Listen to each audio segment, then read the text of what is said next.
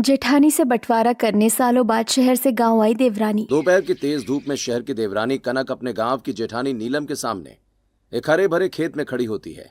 जेठानी जी, इतने दिनों तक आपने अकेले अकेले हमारे खेत का खूब फायदा उठाया है, अब इस खेत का भी बंटवारा होगा। देवरानी जी, एक परिवार को दो हिस्सों में बांटना अच्छी बात नहीं है। बड़ी बहू, अगर तुम्हारी शहर की देवरानी बंटवारा चाहती है तो बंटवारा जरूर होगा। इतना कहकर रामलाल खेत के दो हिस्से करवा देता है। कागजात तैयार करवाकर साइन करके शहर की देवरानी को दे देता है। तो चलिए जानते हैं जेठानी से बंटवारा कराने सालों बाद शहर से गांव आई देवरानी की कहानी। दोपहर के 11 बज गए हैं। गर्मियों की छुट्टियां चल रही है, पर बच्चे पूरे दिन अपने कमरे में घुसे रहते हैं। उनकी भी क्या गलती है, उनकी माँ इतनी देर तक सोती रहती है। दोपहर के 12 बजे कनक अपने दोनों बेटों के साथ तैयार होकर चश्मा लगाकर हॉल में आती है। बहू, 12 बजे वक्त है सोकर उठने का। मम्मी जी, ये शहर है, यहाँ सब इसी समय उठते हैं। आपका गांव नहीं है कि सुबह 4 बजे उठकर मुर्गे को उठाने चले जाएं। अच्छा बहू, शहर है तो खाना तो खाते होंगे, घर में कुछ खाना बनेगा या नहीं? मैं और बच्चे खाना खाने बाहर जा रहे हैं। अगर आपको भूख लगी हो तो किचन में सारा सामान रखा है, बनाकर खा लीजिए।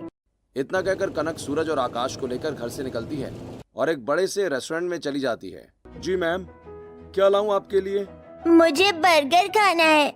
मुझे पिज्जा और कोल्ड ड्रिंक चाहिए। 2 लार्ज डबल चीज पिज्जा, 1 फुल कोल्ड ड्रिंक और साथ में 6-7 बर्गर ले आइए। वेटर कनक से ऑर्डर लेकर चला जाता है। थोड़ी देर में कनक और बच्चों का ऑर्डर आ जाता है। सभी पेट भर के पिज्जा और बर्गर खाने लगते हैं। यस वेटर, कितना हुआ हमारा? मैम, आपके पिज्जा, बर्गर, कोल्ड ड्रिंक और सब मिलाकर 7,000 रुपए हुए। बस इतना ही? मैंने सोचा नहीं ये रेस्टोरेंट इतना चीप होगा। इतना कहकर कनक अपने पर्स से 7,000 रुपए निकालकर वेटर को देती है और घर चली जाती है। दूसरी तरफ नीलम चूल्हे पर खाना बना रही होती है। बहू, मैं तो खाना खा चुका हूँ। इतनी तेज धूप में चूल्हे पर दोबारा खाना क्यों बना रही है? पापा जी, मैं इनके लिए दोबारा रोटी बना रही हूँ। नीलम सारा खाना बनाकर एक पोटली में रखती है और अपने हरे भरे खेत में राघव के पास आती है, जहाँ राघव हल चला रहा होता है। अरे, आ गई नीलम तुम। हाँ जी, आप हाथ मुँह धो लीजिए, मैं गर्मा गर्म खाना लाई हूँ। राघव कुएं से पानी निकालकर हाथ मुंह धोता है और खेत में लगे पेड़ के छांव में नीलम के साथ बैठकर खाना खाने लगता है। नीलम, तुमने कितना अच्छा खाना बनाया पता है? इतनी तेज धूप में काम करने के बाद तुम्हारे हाथ का गर्मा गर्म खाना खाकर सच में यार मजा आ जाता है। जी, मैंने आम पन्ना भी बनाया है, इसे पी लीजिए, धूप से बचाव मिलेगा। वहीं कनक अपनी सहेली आयशा के साथ एक बड़े शोरूम में पहुंचती है। जी मैम, बताइए आपको क्या चाहिए? मुझे वो ब्लैक वाला पर्स दिखाइए। सेल्स गर्ल कनक को एक बहुत खूबसूरत ब्लैक कलर का पर्स दिखाती है। ये पर्स मुझे पसंद आया, इसे पैक कर दीजिए। कनक, ये पर्स तो बहुत खूबसूरत है, काफी महंगा होगा। मैम, ये 15,000 का है। नहीं नहीं, आप रहने दीजिए, इतना महंगा पर्स हमें नहीं चाहिए। नहीं, आप इसे पैक कर दीजिए, मैं पैसे ऑनलाइन कर रही हूँ। क्या बात है कनक, दिन ब दिन जैसे जैसे शहर में चीजों के दाम बढ़ते जा रहे हैं, वैसे वैसे तेरे भी खर्चे बढ़ते जा रहे हैं। जो पसंद आ रहा है वही खरीद ले रही है। मैं बहुत अमीर हूँ और मुझे रोकने वाला कौन है? मुझे जो पसंद होगा मैं वो खरीद लूंगी। इतना कहकर कनक पर्स के पैसे देती है और महंगा पर्स लेकर शोरूम से निकलती है। घर पहुंचकर अलमारी में रख देती है। तभी कनक का पति नीरज पसीने से भरा ऑफिस से घर लौटता है। कनक, तुम? हाँ, ये मेरा भी कमरा है। मैं अपने कमरे में नहीं आऊंगा तो कहाँ जाऊंगा? हाँ ठीक है, अब जब आ गए हो तो मुझे पैसे दो। पैसे? कैसे पैसे? अभी परसों ही तो तुमने मुझसे 15,000 रुपए लिए थे। अरे 15,000 रुपए लिए तो वो खर्च हो गए ना। 2 दिन में 15,000 रुपए खर्च कर दिए? कहाँ खर्च कर दिए तुमने? अब तुम हिसाब मांगने लगे? तुम्हारे बच्चों पर खर्च हुए 15,000। मुझे क्या जरूरत है इतने पैसों की? कॉपी, किताब, कपड़े सब में लग गए। अभी मेरे पास पैसे नहीं है, बाद में लेना। मैं अब जा रहा हूँ नहाने। इतना कहकर नीरज अपना ऑफिस बैग रखकर बाथरूम में नहाने चला जाता है। मेरे सारे पैसे खत्म हो गए हैं, मुझे पैसे चाहिए। ये नहीं देंगे तो मैं खुद ही ले लूंगी। ये कहकर कनक नीरज के ऑफिस बैग से एटीएम और क्रेडिट कार्ड निकाल लेती है। रात होती है, पूरा परिवार खाने पर बैठा होता है, जहाँ कनक बाहर से खाना मंगवाकर सभी को परोसती है। कनक, ये खाना तुमने बनाया है? मैं नहीं बनाऊंगी तो और कौन बनाएगा? लगता है जब से माँ आई है तब से तुम माँ से खाना बनाना सीख रही हो। हाँ, क्योंकि तुम्हारे हाथ के खाने में तो ऐसा स्वाद नहीं था। ऐसे कुछ दिन और बीतते हैं। कनक आए दिन बाहर से खाना मंगवाती है और सभी को घर का खाना बताकर परोसने लगती है। ऐसे ही एक दिन कनक अपने बच्चों, फ्रेंड्स और पड़ोसन के साथ एक वाटर पार्क आती है। मैम, हमारे वाटर पार्क में अलग अलग तरह की सर्विसेज दी जाती हैं। गोल्डन, प्रीमियम, प्लेटिनम, हम सोच रहे हैं कि आपको प्रीमियम प्लेटिनम सर्विस दें। आप ये सर्विस हमें क्यों देना चाहते हैं? हाँ मैम, क्योंकि आपके चेहरे से लगता है कि आप हमारी सर्विस अफोर्ड कर सकती हैं। आज तक हमें कोई ऐसा नहीं मिला जो प्रीमियम सर्विस ले सके। अच्छा मौका है पड़ोसन और सहेलियों के सामने रौब दिखाने का। ठीक है, मैं आपकी प्रीमियम सर्विस लूंगी। कितने चार्जेस होंगे? जी मैम बिल्कुल, आपकी प्रीमियम सर्विस के साथ टोटल 35,000 रुपए होंगे। ये लीजिए कार्ड, इससे पेमेंट कर लीजिए। कनक नीरज का क्रेडिट कार्ड निकालकर पेमेंट करवाती है और खुद चेयर पर लेटकर मालिश करवाती है। बच्चे बड़े से स्विमिंग पूल में अकेले खेल रहे होते हैं। वाह माँ, ये पूरा वाटर पार्क खाली है। इसमें हम अकेले क्या करें? किसके साथ खेलें? हाँ माँ, सिर्फ हम दोनों ही हैं। तुम भी आ जाओ ना। बेवकूफ हो, तुम्हें किसी के साथ क्यों खेलना है? तुम शहर के लोग हो, ये पूरा स्विमिंग पूल तुम्हारा है। आराम से अकेले एंजॉय करो। और ये आंटी लोग हैं, इनके साथ खेलो। इसके पास इतने पैसे कहाँ से आ रहे हैं? खुद भी प्रीमियम सर्विस ले रही है और हमें भी दिलवा रही है। बैठे बैठे सब मिल रहा है। अरे छोड़ो, चाहे जैसे भी दिलवा रही हैं, दिलवा तो रही हैं। इतने दिनों तक घर में रहने के बाद आज यहाँ आकर बहुत अच्छा लग रहा है। पैसे भी कनक ने दिए हैं, अब तो हर संडे इसी के साथ घूमा करेंगे। ऐसे कुछ दिन बीतते हैं और एक दिन कनक अपनी दोस्त श्रुति के साथ मॉल में पहुंचती है। यार, कपड़े लेने अकेले आने का मन नहीं करता, इसलिए तुझे साथ लाई हूँ। ये मॉल से महंगे कपड़े खरीद कर मुझे दिखाना चाहती है। अभी इसकी अकड़ निकालती हूँ। जी बताइए मैम, आपको किस तरह की ड्रेस चाहिए? मैं ड्रेस देखकर खुद ही फाइनल कर लूंगी, फिर आपको बता दूंगी। आपके पास मेरे लायक कोई अच्छी डिजाइनर ड्रेस है जो सिर्फ एक ही पीस बनी हो? एक ऐसी ड्रेस है, डिजाइनर ने सिर्फ एक ही पीस बनाया है। सेल्स गर्ल एक सुंदर डिजाइनर ड्रेस लाकर कनक के सामने रखती है। मैम, इसकी प्राइस 70,000 रूपए है। इसमें समुद्र से निकले मोतियों से डिजाइन किया गया है और सब काम हाथ से हुआ है। इसे पैक कर दीजिए और मैं आपको 10,000 अलग से दूंगी। अपने डिजाइनर से कहिएगा ऐसा ड्रेस दोबारा ना बनाए, और अगर बनाए तो सबसे पहले मुझे बताएगा। तो पागल हो गई है क्या? इतना महंगा ड्रेस खरीदेगी? इतने में तो कई कपड़े आ जाएंगे। मुझे पैसों की क्या टेंशन, मैं शहर की रहने वाली हूँ। जो पसंद आता है वो ले लेती हूँ। हम शहर वालों को सोचना नहीं पड़ता। कनक अपनी डिजाइनर ड्रेस की पेमेंट नीरज के क्रेडिट कार्ड से करती है। वहीं ऑफिस में नीरज के पास क्रेडिट कार्ड का लंबा चौड़ा 2.5 लाख का बिल पहुंचता है। क्रेडिट कार्ड का बिल, वो भी 2.5 लाख रुपए।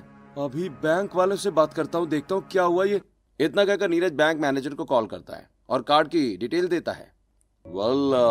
आपके क्रेडिट कार्ड से रोज पेमेंट हुई है। लेकिन सर ऐसा कैसे हो सकता है? मैंने तो क्रेडिट कार्ड इस्तेमाल ही नहीं किया। पेमेंट कैसे हो सकती है? सर आप एक बार अपने घर में पूछ लीजिए, क्या पता किसी और ने किया हो, क्योंकि पेमेंट तो हुई है और बिल तो आपको भरना ही पड़ेगा। नीरज फोन रखकर तुरंत घर आता है और अपने कमरे में जाकर अलमारी चेक करने लगता है। नीरज को हड़बड़ी में देखकर सब कमरे में आ जाते हैं। क्या हुआ पापा, आप इतना क्या ढूंढ रहे हैं? हाँ पापा, आप इतने टेंशन में क्यों हो? बच्चों, तुम लोग थोड़ी देर चुप रहोगे? हाँ कनक, तुमने मेरा क्रेडिट कार्ड लिया है? नहीं, मैं क्यों लूंगी आपका क्रेडिट कार्ड? क्या हुआ? मेरे क्रेडिट कार्ड से हर रोज पेमेंट हुई है। टोटल बिल 2.5 लाख रुपए का आया है। मुझे भरना पड़ेगा। मैंने इस्तेमाल भी नहीं किया और कार्ड भी नहीं मिल रहा, शायद चोरी हो गया। मैं पुलिस स्टेशन जा रहा हूँ। अगर ये पुलिस स्टेशन गए तो सब पता चल जाएगा। ये रिस्क नहीं ले सकती। पागल हो गए हो क्या? पुलिस स्टेशन जाओगे? पुलिस वाले भी मजाक उड़ाएंगे। एक कार्ड नहीं संभाल पाए और शिकायत करने चले आए। कनक की बात सुनकर नीरज रुक जाता है और सिर पकड़कर बैठ जाता है। ऐसे ही दिन बीतता है। अगले दिन बैंक से रिकवरी एजेंट आते हैं। कौन हो तुम लोग और मेरे बेटे के घर क्यों आए हो? आपके बेटे से मिलने आए हैं। आपका मुंह देखने थोड़ी ना आए हैं। ये कैसी बदतमीजी है? बदतमीज हम हैं या तुम लोग? क्रेडिट कार्ड का 2.5 लाख रुपए का बिल कौन भरेगा भाई? भैया मैं क्यों भरूं? हाँ, मैंने इस्तेमाल ही नहीं किया। मेरा कार्ड भी मेरे पास नहीं है। ओ भाई, 15 साल से यही काम कर रहा हूँ। रोज बहाने सुनता हूँ। अगर बिल नहीं भरा और कार्ड नहीं दिया तो घर का सामान उठा कर बेच देंगे। 45 दिन का समय दे रहा हूँ, वरना 46वें दिन घर का सामान लेकर चले जाएंगे, समझा? इतना कहकर मनीष और दिनेश चले जाते हैं। बिल तो भरना पड़ेगा, अब क्या करूं? तभी शारदा के फोन पर गांव से राघव और नीलम का वीडियो कॉल आता है। दोनों हरे भरे खेत दिखा रहे होते हैं। माँ, तुम महीने भर से छोटे भाई के घर पर हो, अब तो वापस आ जाओ। हाँ माँ जी, आप जल्दी आ जाइए। आपका आशीर्वाद लेकर ही फसल बेचेंगे। हाँ बच्चों, मैं आऊंगी। इतना कहकर शारदा फोन रख देती है। नीरज, तू परेशान क्यों होता है? हाँ, उन्होंने 45 दिन का समय दिया है ना।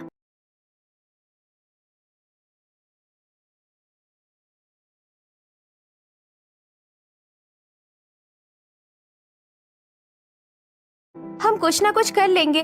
पर मैं सोच रही हूँ पहले गाँव हो आते हैं, बच्चों की गर्मी की छुट्टियाँ भी हो जाएगी और आप भी थोड़ा फ्रेश महसूस करेंगे। हाँ बेटा, बहू सही कह रही है, तू मेरे साथ गाँव चल। नीरज गांव चलने के लिए मान जाता है। अगले दिन पूरा परिवार बस में बैठकर अपने गांव पहुंचता है, जहां नीलम आरती की थाली लिए अपने पुश्तैनी हवेली के दरवाजे पर खड़ी होती है और बगल में ही एक 3 मंजिला मकान बन रहा होता है। माँ, ये गांव बहुत अच्छा है। यहाँ बहुत सारे पेड़ हैं और गर्मी भी ज्यादा नहीं है। शहर में तो बहुत गर्मी लगती है, पर धूप बहुत तेज है। मेरी तो स्किन जल रही है। अरे बच्चों, तुम घर के अंदर आओ, बाहर क्यों खड़े हो? आइए देवरानी जी, आप भी आइए। जी, वैसे ये हमारे घर के बगल में किसका घर बन रहा है? यहाँ तो सिर्फ हम रहते हैं। अरे बहू, ये घर तुम्हारी जेठानी के लिए बन रहा है।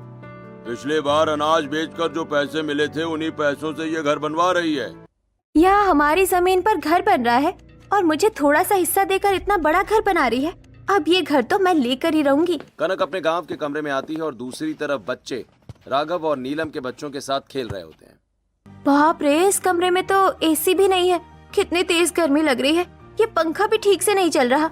कनक इतना कह रही होती है, तभी राघव और नीरज एक कूलर लाकर कनक के कमरे में रखते हैं। ये कूलर किस लिए लाए हैं आप लोग? तुम्हारी जेठानी ने भेजा है।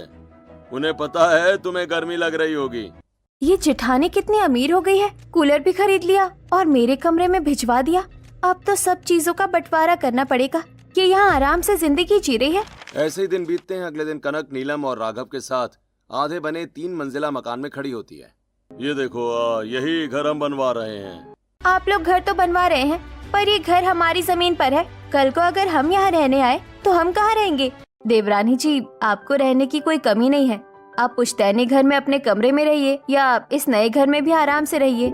जेठानी जी, मैं शहर से हूँ, बुद्धू नहीं हूँ। मुझे एक कमरा नहीं बल्कि 2 मंजिल चाहिए। मेरे भी 2 बेटे हैं, उनकी शादी होगी तो वो कहाँ रहेंगे? कनक, ये क्या बोल रही हो? हाँ, ये भैया भाभी के पैसों से बना घर है। तुम क्यों 2 मंजिला लोगी इसमें? तुम चुप रहो, मैं फायदे की बात कर रही हूँ ताकि बाद में दिक्कत ना हो। कोई बात नहीं देवरानी जी, आप 2 मंजिल रख लीजिए, हमें कोई दिक्कत नहीं है। जेठानी जी, ऐसे मुंह से बोलने से नहीं होगा, आपको कागजों पर साइन करने पड़ेंगे। इतना कहकर कनक कागज निकालकर नीलम और राघव से साइन करवा लेती है। ऐसे कुछ दिन बीतते हैं और एक दिन रामलाल सभी को आम के बागीचे में लेकर पहुंचता है, जहां पेड़ों पर कच्चे पके आम लगे होते हैं। इतने सारे आम, मुझे आम खाने हैं। देख ले, देख ऐसे पत्थर मारकर नीचे गिराते हैं। बच्चे आम तोड़कर खेलते हुए खाने लगते हैं। ये देखो नीरज, तुम्हारे भैया भाभी ने इस जमीन को आम का बगीचा बना दिया। इस बार बहुत अच्छा मुनाफा होगा। पापा जी, इतने सारे आम हैं, क्या आप लोग अकेले ही बेचकर खा जाएंगे? अरे बहू, ऐसे क्यों कहती हो? हाँ, तुम्हें जितने आम चाहिए उतने ले जाना। दोस्तों, रिश्तेदारों में सब में बांटना। जितना हक हमारा है उतना ही तुम्हारा भी है। यही तो मैं सुनना चाहती थी। अगले दिन रात के 11 बजे कनक अपने आम के बागीचे में जमींदार आशुतोष से मिलती है। भाई, रात के 11 बजे तुमने मुझे आम के बागीचे में क्यों बुलाया है? हाँ, मुझे ये आम के बगीचे के आम बेचने हैं, वो भी अभी के अभी। अभी के अभी आम क्यों बेचने? इतने सारे आम हैं, तुम बाजार लेकर भी तो बेच सकती हो। नहीं, मुझे अभी के अभी बेचने हैं। आप बस इन्हें ले जाइए और बेचते रहिए। देखिए, अगर मैं इस वक्त आम खरीदूंगा तो 30 रुपए किलो खरीदूंगा। हाँ ठीक है, जल्दी से सारे आम तोड़ो और लेकर चले जाओ। आशुतोष अपने आदमियों को पेड़ों पर चढ़ा देता है। सभी आदमी आम तोड़कर इकट्ठा करते हैं और धीरे धीरे आम से लदे पेड़ खाली हो जाते हैं। कुछ ही आम बचे रहते हैं। भाई, ये लो तुम्हारे पैसे। आप तो जमींदार हैं और जमीन भी खरीदते होंगे। हाँ, मैं हर तरह का काम करता हूँ। ठीक है, जब भी मैं बुलाऊं तो आ जाइएगा और अपने साथ पैसे भी लेकर आइएगा। इतना कहकर आशुतोष अपने आदमियों के साथ आम लेकर चला जाता है। अगले दिन रामलाल पूरे परिवार के साथ आम के बगीचे में आता है। अरे, आप लोग तो कह रहे थे बहुत सारे आम हैं और सभी पेड़ तो खाली लग रहे हैं, सिर्फ कुछ ही आम बचे हैं। अरे, सभी पेड़ों पर आम लदे हुए थे। पता नहीं ये क्या हुआ। राघव और नीलम, तुमने आम कब बेचे? पापा जी, हमने कोई आम नहीं बेचे, हम तो आपका इंतजार कर रहे थे। इसका मतलब किसी ने हमारे आम चोरी कर लिए। मैं पुलिस स्टेशन जा रहा हूँ। पापा जी, पहले खुद कहते हैं जितने आम चाहिए ले लो, अब जब मैंने ले लिए तो पुलिस स्टेशन जा रहे हैं। बहू, तुमने आम लिए? हाँ, आपने ही कहा था जितने आम चाहिए उतने ले लो। मुझे जितने चाहिए थे मैंने ले लिए। अरे, तुम पागल हो गई हो क्या कनक? तुमने पूरा बागीचा खाली कर दिया, कुछ ही आम छोड़े हैं। पापा जी के कहने पर ही मैंने ये किया, मुझे क्यों डांट रहे हो? भाई, ये क्या बात हुई? पापा ने आम लेने को कहा था, बेचने को नहीं। कितने में बेचे आम? रहने दीजिए आप लोग, झगड़िए मत। देवरानी जी ने जितने में भी आम बेचे हों, अब बात खत्म कीजिए। ऐसे ही कुछ दिन बीतते हैं और फिर एक दिन कनिका फोन पर बातें कर रही होती है। अरे मैं तो बहुत परेशान हूँ, इनकी हालत मुझसे देखी नहीं जा रही है। हमारा घर भी नीलाम होने वाला है और घर छुड़ाने के लिए पैसे भी नहीं है। कनिका की ये सारी बातें नीलम खिड़की से सुन लेती है और अपने कमरे में आकर राघव को बताती है। अच्छा, तभी तुम्हारी देवरानी ऐसी हरकतें करती है। खैर कोई बात नहीं, हमें उनकी मदद करनी चाहिए, पर इस वक्त हमारे पास इतने पैसे नहीं हैं। मेरे पास जो गहने हैं मैं वो बेच देती हूँ, गहने दोबारा आ जाएंगे, पर घर परिवार दोबारा नहीं आएगा। मैं अपने गहने बेचूंगी। नीलम अलमारी खोलकर एक बैग में अपने गहने भरती है और राघव के साथ गांव के सुनार धनी लाल के पास जाती है। अरे क्या हुआ राघव बेटा, सब ठीक है ना? तुम अपनी बीवी के गहने क्यों बेच रहे हो? नहीं नहीं धनी लाल जी, सब ठीक है, बस हमें तुरंत पैसों की जरूरत है। अरे जितने पैसे चाहिए मुझसे ले जाओ बेटा, जब पैसे हो जाएं तब गहने ले जाना। मैं गहने गिरवी रख लेता हूँ तुम्हारे। धन्यवाद काका, आपकी बड़ी मेहरबानी होगी। नीलम गहने गिरवी रखकर 2.5 लाख रुपए लेती है और पैसे लेकर नीरज और कनक के कमरे में आती है। भाभी आप यहाँ, कुछ बात है क्या? देवर जी, आपके घर पर बात बनाई और आपने हमसे ये बातें छुपाई। आपने तो हमें एक पल में ही पराया कर दिया। भाभी आपको किसने बताया? किसी ने भी बताया हो। अब ये 2.5 लाख रुपए रखिए, शायद इनसे आपकी मदद हो जाए। अरे नहीं भाभी, मैं आपसे ये पैसे नहीं ले सकता। नीरज के इतना कहते ही कनक तुरंत नीलम के हाथ से पैसों का बैग ले लेती है। नीरज, जरूरत पर अपने ही काम आते हैं। जेठानी जी मदद करना चाहती है तो तुम मना क्यों कर रहे हो? कहाँ से लाओगे इतने पैसे? देवरानी जी, ये पैसे रखिए और शहर जाकर अपनी परेशानी का समाधान कर लीजिए। इतना कहकर नीलम कमरे से चली जाती है। रात बीतती है। अगले दिन कनक खाली बैग लेकर नीलम और राघव के कमरे में आती है। वाह जेठानी जी, कल पैसे दिए और आज चोरी कर लिए। दिमाग खराब हो गया क्या तुम्हारा? जब नीलम ने खुद पैसे दिए हैं तो वो क्यों चोरी करवाएगी? ताकि आप लोग हम पर एहसान जता सके और मेरे हिस्से के घर और आम के पैसे वसूल सके। बहू, तुम शहर में रहकर पूरी तरह बदल गई हो। तुम्हारी जेठानी ऐसी हरकत कभी नहीं कर सकती। कौन क्या कर सकता है ये मुझे पता है। अगर जेठानी जी ने पैसे नहीं लिए तो गए कहाँ? बहू, मुझे इतना पता है कि तेरी जेठानी अपने दिए हुए पैसे खुद नहीं चुराएगी। माँ जी, आप कहना क्या चाहती हैं? अगर जेठानी जी ने पैसे नहीं चुराए तो क्या मैंने पैसे चुरा लिए हैं? हो सकता है तुमने ही पैसे रख लिए हो और अब कह रही हो कि चोरी हो गए। राघव की बात सुनते ही कनक जोर जोर से ताली बजाने लगती है। वाह जेठ जी, क्या दिमाग लगाया है। अब तो मेरा शक यकीन में बदल गया है। आप लोगों ने मुझे पैसे दिए और आप लोगों ने ही पैसे चुरा भी लिए। कल को आप लोग कह देंगे कि इस गांव के घर पर मेरा कोई अधिकार ही नहीं है। ये कैसी बात कर रही है देवरानी जी? हम ऐसा क्यों कहेंगे? मैं खूब जानती हूँ जेठानी जी, ज्यादा मीठी बातें करके मुझे बहलाने की कोशिश मत कीजिए। जैसे पापा जी और मम्मी जी को बहला रखा है वैसे मुझे नहीं बहला पाएंगी। मुझे तो गांव की पूरी प्रॉपर्टी का बंटवारा चाहिए। कनक, ये क्या बकवास कर रही हो? मुझे कुछ बंटवारा नहीं करवाना। तुम चुप करो, तुमसे कोई पूछ नहीं रहा। मुझे बंटवारा चाहिए। मेरे 2 बच्चे हैं, क्या वो दर दर भटकेंगे? बस कर बहू, बस कर। तुम्हें बंटवारा ही चाहिए ना, तुम्हें इस घर का हिस्सा मिल जाएगा। इतना कहकर रामलाल गुस्से में अपने कमरे में जाता है, तिजोरी खोलकर घर के कागजात निकालता है और वापस आकर कनक के हाथों में दे देता है। बहू, अब ये कलेश बंद करो और ये लो घर के कागजात। हो गया बंटवारा। नीरज बेटा, बहुत रह लिया हमने यहाँ, अब अपने शहर लौट चलते हैं। न जाने और कितनी खटास आएगी। ऐसे कैसे चले जाएंगे? अभी पूरा बंटवारा हुआ कहाँ है? पहले पूरा बंटवारा होगा फिर जाएंगे। अब कौन सा बंटवारा बाकी है? कनक अपने दोनों बच्चों को लेकर घर से बाहर निकलती है। पीछे पीछे पूरा परिवार भी बाहर आ जाता है और सभी हरे भरे खेत में पहुँचते हैं। बहू, तुम खेत में क्यों आई हो? ये जो खेत में फसलें लहरा रही है इसका भी बंटवारा चाहिए। इस खेत का भी बंटवारा होगा। क्यों बहू, इस खेत का बंटवारा क्यों होगा? न तुमने न तुम्हारे पति ने कभी हल चलाया है। इस खेत के हर अनाज पर तुम्हारे जेठ जेठानी का हक है। किसने कहा था मेरी जमीन पर खेती करने के लिए? अगर ये गांव की प्रॉपर्टी है तो इस पर मेरा भी हक है। इतने सालों से मेरी जमीन पर खेती करके पैसे भी रख लिए। कौन से पैसे रख लिए? हाँ, हर साल तुम्हारे अकाउंट में पैसे भेजे हैं। वो थोड़े से पैसे महीने भर नहीं चलते। मुझे तो बंटवारा चाहिए ही चाहिए। देवरानी जी, आप बार बार बंटवारे की बात क्यों कर रही है? मुझे नहीं चाहिए ये खेत, ये फसल। आप इसे भी रख लीजिए। नहीं बहू, अगर तुम्हारी देवरानी बंटवारा ही चाहती है तो बंटवारा ही होगा। क्यों दे दूं मैं उसे पूरा खेत? तुम रुको, मैं अभी खेत का बंटवारा कर देता हूँ। इतना कहकर रामलाल खेत नापने वाले को बुलाता है। साथ ही कोर्ट के पेपर्स तैयार करवाता है। इन लोगों ने मपाई करके पूरा खेत 2 भागों में बांट दिया है।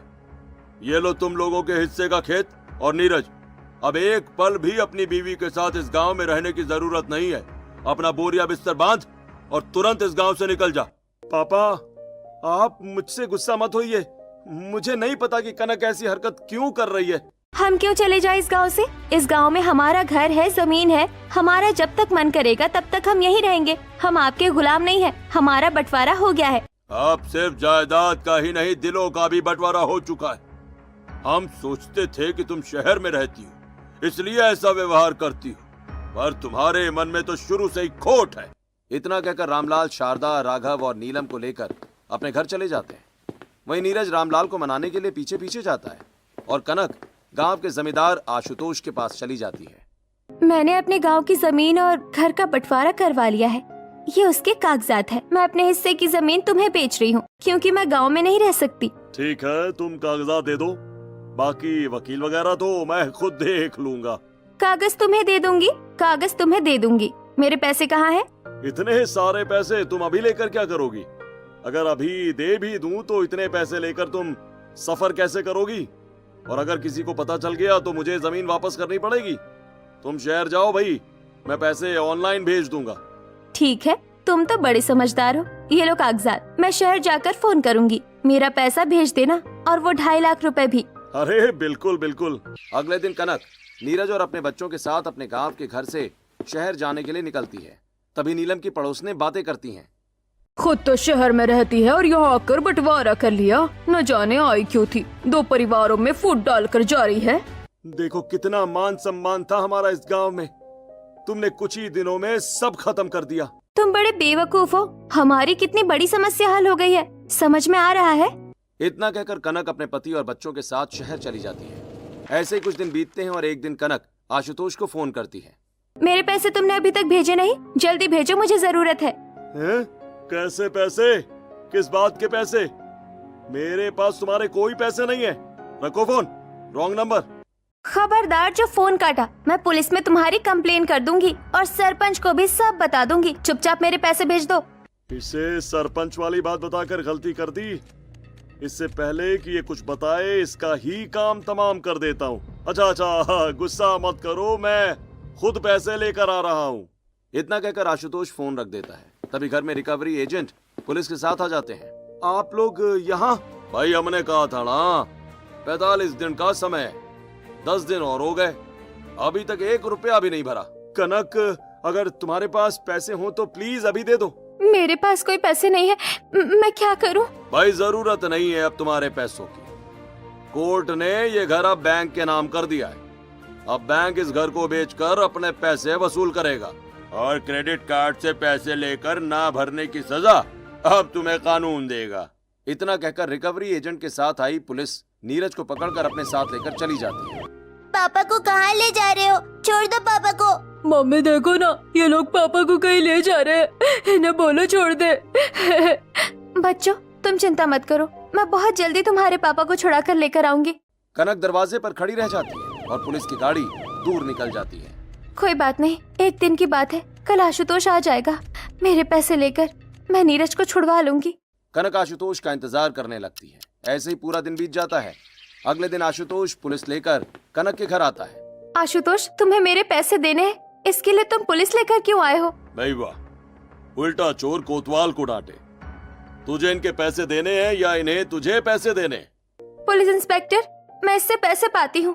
मैंने इसे अपने गांव की जमीन बेची है और 2.5 लाख रुपए नकद भी दिए हैं कि मुझे पैसे देगा। ये तो भाई थाने में चलकर ही पता चलेगा कि किसे किसके पैसे देने। इतना कहकर आशुतोष के साथ आई पुलिस कनक को गिरफ्तार करके अपने साथ लेकर चली जाती है। आकाश और सूरज रोते रोते फोन पर गांव में शारदा को सब बताते हैं। राघव बेटा, नीलम बहू, शहर में कनक और नीरज को पुलिस ने गिरफ्तार कर लिया है। बच्चों का फोन है, बहुत रो रहे हैं। क्या?